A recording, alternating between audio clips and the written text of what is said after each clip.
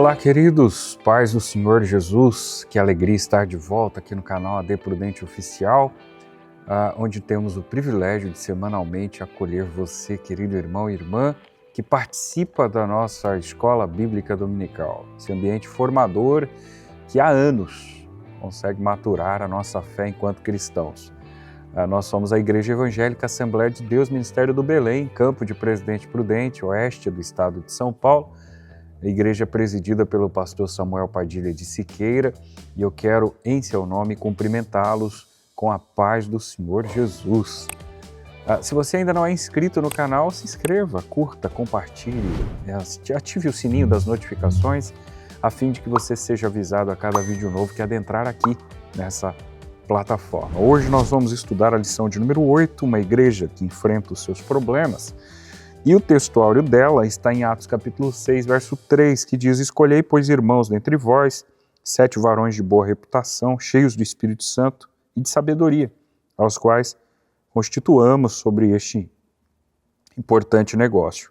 A verdade prática diz: uma igreja cheia de sabedoria do Espírito age sabiamente para resolver conflitos de relacionamentos.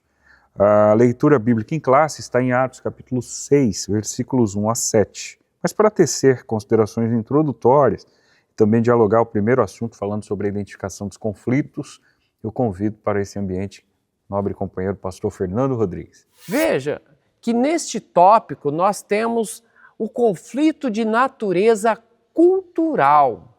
Havia, portanto, ali em Atos dos Apóstolos, onde que está posto aquele contexto, um conflito natural por conta da língua entre os judeus, entre também os gregos, os helenistas.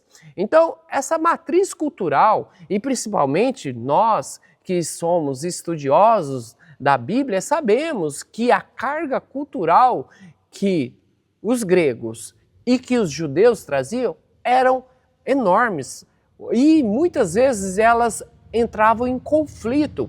Então essa barreira cultural entre essas duas sociedades trouxe ali para a igreja primitiva um conflito direto, a saber, aí as viúvas que não eram atendidas das suas necessidades básicas.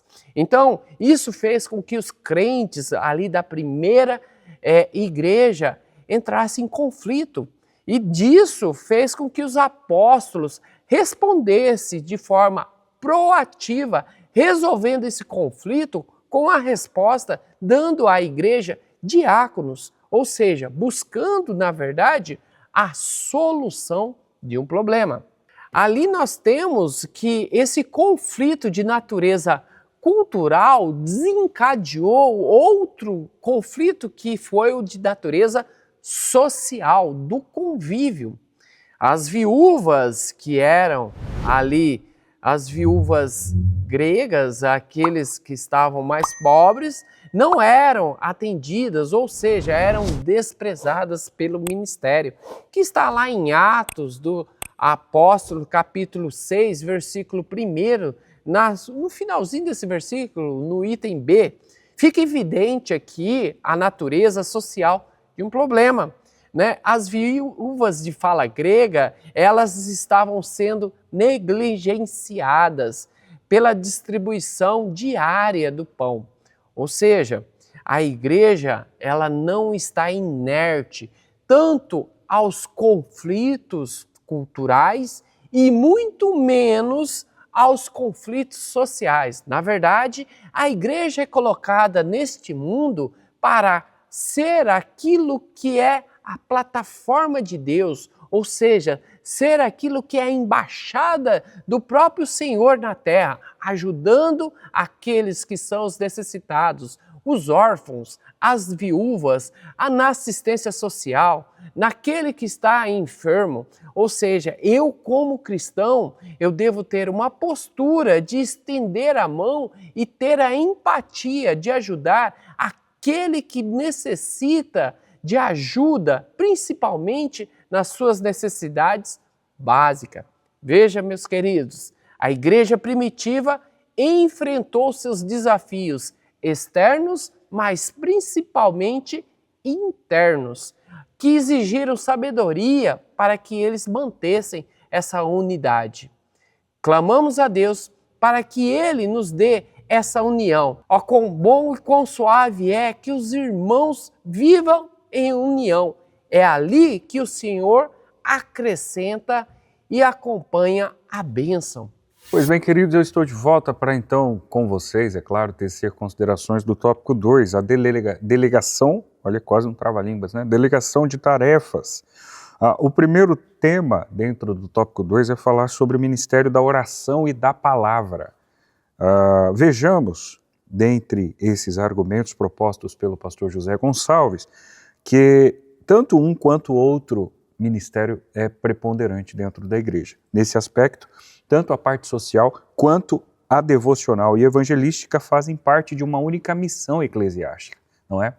Muito embora o ministério da oração e da palavra não pudessem parar, e é por isso que existiam os apóstolos para dar essa continuidade, cuidando desse aspecto importante da igreja, que é a administração, e orando para que Deus desse a eles a direção, também não era menos importante o aspecto social. Haja vista que haviam pessoas menos privilegiadas, pessoas necessitadas, pessoas que precisavam de suporte e aporte financeiro, por assim dizer. Precisavam de alimento, de comida na mesa, de maneira que tanto cuidar da palavra e da oração quanto da questão social eram fatores preponderantes para a igreja primitiva, e ambos foram apresentados como elementos fundamentais para os irmãos da igreja do primeiro século, de maneira que o verso 42 do capítulo 2 de Atos, já por vezes citados ao longo desse trimestre, é elementar. Nós tínhamos uma igreja que perseverava na doutrina, que fala de palavra, perseverava na comunhão, que fala de alguma maneira de uma união da comunidade, perseverava no partir do pão, que fala da generosidade, e nas orações. Então nós temos 4 pilares fundamentalmente importantes nos quais a igreja não se eximia, pelo contrário, os assumia para louvor e glória do nome de Jesus. O item 2, há uma declaração titular que diz: não há conflito entre tarefas. Ouça isso. Não podemos ler Atos 6, capítulo 6, como se o ministério da oração e da pregação estivesse em oposição com o ministério de serviço social. Olha o que o autor diz: não há essa contradição, onde um é considerado mais espiritual e o outro menos. Me permita tecer aqui uma consideração. Algumas pessoas, no exercício de suas funções ministeriais, entendem que, por exemplo, na diaconia, o sujeito que hoje atende a porta da igreja, portanto, um papel preponderante, porque você é a folha de rosto do auditório, é você quem acolhe as pessoas que chegam, ela acha que talvez, para alguns, é claro, estou falando em tese, ela está sendo desprivilegiada porque ela não consegue participar do culto. O sujeito que está na porta é orientado a ter atenção a todo momento, tanto aos que chegam quanto às movimentações externas. E é claro que por essa razão, dados os atendimentos internos e externos, ele acaba por se desconcentrar daquilo que está sendo publicado no púlpito da igreja. O fato é que essa função é uma função em que você adora a Deus através dela. Não significa que ela é menos importante ou menos espiritual pelo fato de você não estar plenamente interligado àquilo que está sendo pregado ou ministrado. De outra maneira, tem aqueles irmãos que, por uma razão óbvia e por uma questão de segurança, atuam nos estacionamentos da igreja. Poxa vida, o irmão está lá no estacionamento, como é que ele vai se conectar com Deus? Ele não participa do culto, não ouve a ministração, não acompanha a mensagem, então ele é menos espiritual do que aquele que aqui está. Não, senhores, é a celebração do culto dele. Esse irmão está oferecendo a Deus o seu sacrifício, olhando o seu veículo, irmão e irmã, enquanto você cultua ao Senhor. E isso também é um gesto de adoração que há de ser recompensado. Aquela irmã ou irmão que cuida, inclusive, dos sanitários, que fica atento aos banheiros, dado o número de acessos de senhoras e senhores, de crianças, para que se mantenha um asseio frequente, recorrente, para que com constância aqueles ambientes estejam acessíveis. Esse irmão, essa irmã, muito embora esteja ausente do templo, está presente no quesito adoração ao Senhor. Então, uma função não desprestigia a outra, não é menor, não é inferior a outra, uma complementa a outra. Nenhum sujeito consegue exercer o mesmo papel ao mesmo tempo, somos um corpo. Essa é uma declaração que Paulo nos orientou quando escreveu o capítulo 12, verso 12 da primeira carta aos Coríntios. Nós somos um corpo, e nesse corpo há vários membros, de maneira que eu e você somos membros do corpo, e cada qual exercemos o nosso papel. Quando entendemos o nosso lugar e papel, o reino de Deus é favorecido. Eu encerro a minha abordagem citando o item 3, a diaconia. O parecer dos apóstolos foi que eles constituíssem pessoas habilitadas sobre o que eles denominaram de este importante negócio. É, portanto, uma referência ao serviço, ou à diaconia, ou ao servir às mesas. É a palavra que tem a função como a forma. Atos 6, o que está mais em destaque é a função exercida pelos diáconos. O contexto favorece esse entendimento, contudo a narrativa bíblica fundamenta a instituição do diaconato cristão. E devemos enfatizar aqui que a diaconia era vista pelos apóstolos como um importante negócio, ou seja, algo necessário, imprescindível para a igreja. Não olhe para o diácono da igreja como um menor na categoria eclesiástica ou hierárquica. É claro que ele deve satisfação àquele que lidera a equipe da diaconia. É claro que ele deve satisfação ao pastor da igreja que o orienta, mas a igreja não seria igreja plena no quesito templo, de acolhimento, de envolvimento, de integração, se não tivéssemos a companhia e o serviço diaconal. Então, o senhor que me ouve, a senhora que me ouve, seja enquanto diácono ou diaconisa, os seus papéis são preponderantes no reino. O seu papel é importante no reino. A propósito, até mesmo os presbíteros, evangelistas, pastores, irmãos de maneira geral que nos assistem, com muito respeito, todos nós somos diáconos, todos nós somos chamados para servir, não é? É claro que em determinados contextos o senhor acaba hipoteticamente sendo percebido pelo auditório como alguém que está sendo servido, a depender do contexto, mas a raiz da expressão diaconal, ela nunca deve se ausentar de nós. Olha, agora eu assumi outra função, então eu jamais posso pegar uma cadeira, eu jamais posso sentar junto com o auditório no templo, agora eu tenho cadeira cativa. Essas minúcias são desnecessárias, são minúsculas, minúcias minúsculas, são pequenas, não há necessidade de ter esse tipo de compreensão.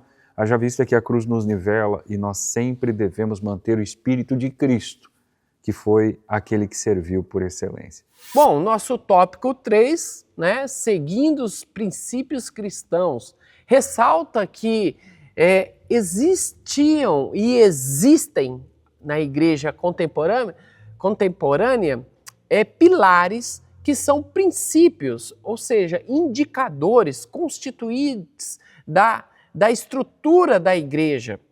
O primeiro pilar que está posto é o privilégio do princípio do caráter. A revista vai nos ressaltar, conforme indica o comentarista, que nas exigências de qualificação exigida para o diaconato estava, com ênfase, escolhei, pois, irmãos, dentre vós, 7 varões de boa reputação, cheios do Espírito Santo e de sabedoria, aos quais constituamos sobre este importante negócio, a saber, Atos capítulo 6, versículo 3. Veja que a primeira referência está de boa reputação, ou seja, aquilo que era o discurso, muitas vezes tem que ser precedido pela prática. Ou seja, é necessário que esses homens cristãos fossem de boa fama, de boa reputação, que fossem aqueles que todo mundo reconhece como homens que tinham uma vida ilibada pela vontade de Deus. E isso segue depois que eles deveriam exercitar os seus dons. Ressalta na sequência que estes homens que foram separados para o diaconato, a servir às mesas das viúvas, deveriam ser cheios do Espírito Santo e de sabedoria. Defender aí a ortodoxia, defender aquilo que é a palavra, é muito importante. Na verdade, é um dos pilares da palavra, é a sua ortodoxia. O ponto 2 vai trazer que, além deles ter caráter, eles deveriam exercitar os dons, ou seja, deveriam ser cheios do Espírito Santo para servir para aquela obra do diaconato. E aí tem uma defesa muito clara da palavra de Deus, da sua ortodoxia.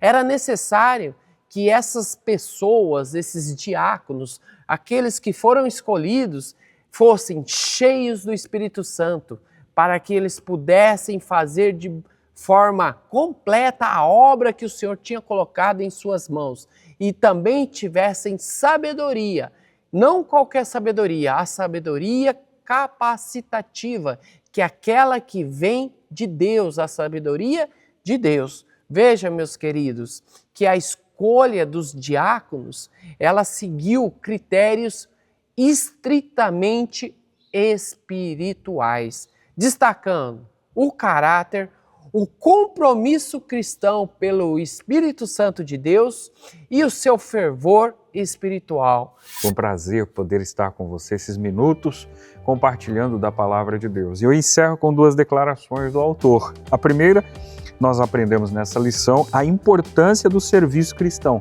A igreja espiritual é também social, ok? Então, ser espiritual também se faz necessário ser social. Uma não se dissocia da outra, elas estão interligadas e absolutamente entrelaçadas. A outra declaração, e assim eu encerro, é que o autor diz: a igreja cresce como igreja de Deus e o Senhor é glorificado. Quando nós exercemos o papel espiritual nas nossas orações, pregações, ministrações, celebrações em cultos, 1, 2 ou até 3 vezes na semana, mas quando nós não deixamos de lado o nosso papel social, evangelístico, falar do Cristo, entregar ou colaborar com uma ação social pertinente, de alguma maneira, aqui ou ali, nós estamos exercendo o papel conclusivo. A igreja cresce como igreja de Deus e tem um nome que é glorificado, a saber, o nome sobre todo nome, o nome de Jesus. Foi um imenso prazer e alegria estar com vocês e, querendo Deus, nós nos veremos no próximo programa.